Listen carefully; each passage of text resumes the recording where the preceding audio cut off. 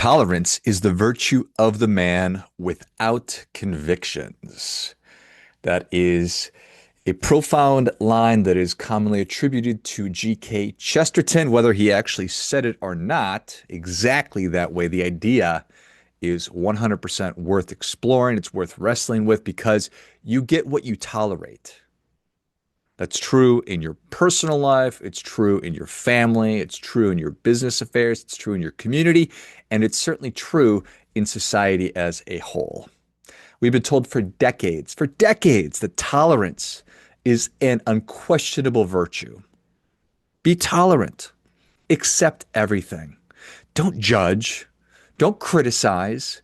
Don't tell someone else how they ought to behave.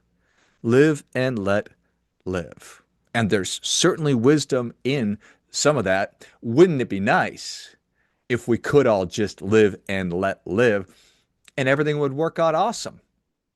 But that's just not how it goes. Again, there's some wisdom in that, but I don't want to live in a society where everybody has to think exactly like me or believe what I believe, worship how I worship, dress how I dress, or live exactly how I live. That sounds pretty miserable. It sounds like some kind of a monochromatic existence where it's just pretty vapid, pretty bland. Sounds miserable. I am a big believer in individual liberty and the power of the individual. It's critically important to me. It's at the heart of so many things that I believe, but tolerance has limits. It has to, because again, you get what you tolerate. If you tolerate bad behavior from your kids, what's going to happen? You're going to get more bad behavior. If you tolerate poor behavior inside of your organization, what's going to happen? Well, performance is going to go down. Stock price goes down. Output goes down. Everything goes down. Performance, everything, progress goes down, deteriorates. If you tolerate people breaking their commitments to you over and over again, what's going to happen? They're going to keep breaking their commitments to you over and over again. And if a community tolerates disorder, theft, violence, vandalism, open drug use, people making public spaces unsafe for everybody else, what happens? You get more of those things. And why wouldn't you? Why wouldn't you do that? Humans respond to incentives. It's a story as old as time. We also pay attention to boundaries.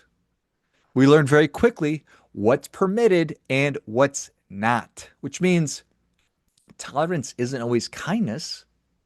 Sometimes just being tolerant is neglect.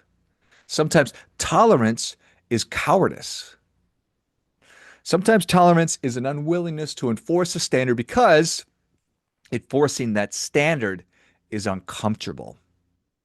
And sometimes what looks compassionate in the short term creates enormous suffering in the long term.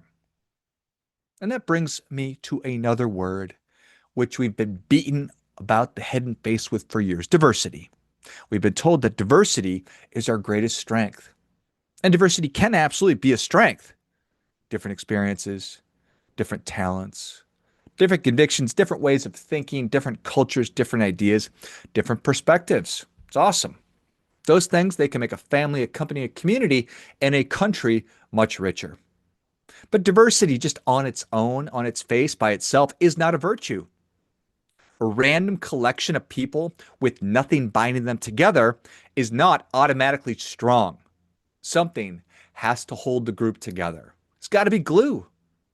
Shared values, shared expectations, shared obligations, reciprocity, trust, a willingness to contribute. Those are glue, those are sticky, those are adhesives. We need a basic agreement about what behavior is acceptable and what behavior is not.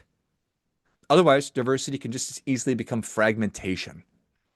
And then the question isn't, should we be tolerant? The question is, what should we tolerate? And its companion, what should we refuse to tolerate? To answer those questions, you first must need to know what it is you value. Because Values that never influence behavior aren't really values. Those are just preferences. They're slogans. They're things you put on a stupid poster. But if you actually value something, you protect it, you defend it, you cultivate it, you reward behavior that strengthens it. And sometimes you say no to behavior that threatens it. So I'll go first. I value a high trust society. I want my kids to be able to walk to school in the morning safely on their own. I want to be able to walk with my wife to the neighborhood bar at night and do so safely. I want to be able to leave my front door unlocked if I want. I want my kids to be able to park their bikes in the front yard without wondering if somebody's going to steal them. I value harmony. I value reciprocity. I value cleanliness. I value contribution. I value personal responsibility, and I value freedom. And I recognize that every one of those things has requirements. Everything costs. You don't get a high trust society without trustworthy behavior. You don't get clean communities when nobody is expected to clean up after themselves. You don't get reciprocity when some people are forever expected to give while others are forever permitted to take. You don't get personal responsibility when every bad outcome is blamed on somebody else. You don't get freedom without responsibility. And you certainly don't get harmony by pretending disagreement doesn't exist. Those things have to be cultivated and protected, which means we need the courage to discriminate between behaviors, not between the inherent worth of human beings, between behaviors. This is good, that's bad. This strengthens our family, this weakens it. This makes our company better, this makes it worse. This builds trust, this destroys trust. This helps our community flourish. Those judgments are unavoidable. The only question is whether we're willing to make them consciously. So I invite you to deeply consider what you value. Not what you've been told you're supposed to value, not the fashionable answer, not the one that gets you likes and applause. What do you value? What kind of family do you want? What kind of neighborhood do you want? What kind of organization do you want? What kind of country do you want? What behaviors make those things possible, and what behaviors make those things impossible? Now, here's for the tough part, the uncomfortable part. We have to start acting like those values matter. We say yes to strengthen them. We say yes to those things that foster, that help those values to flourish. We need to reward those things. We need to model them. We need to encourage them. We need to lift those up. We need to teach them to our kids. We need to expect them from the people that are leading and representing us, and we need to expect them from the people that we also are leading. We must say no to behavior that undermines them, not in a cruel way, not recklessly, and not because somebody is different from you, but because standards matter, boundaries matter, expectations matter. And civilization itself depends upon people agreeing that some behaviors are worthy of encouragement and others are not. Tolerance has a place.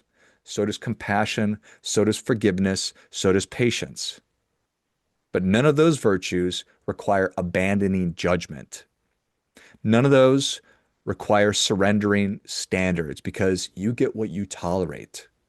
So decide what matters, protect what matters, and stop tolerating the things that destroy it. That's the work. And at some level, we're always talking about a very, very similar thing. We're always talking about doing your part by doing your best.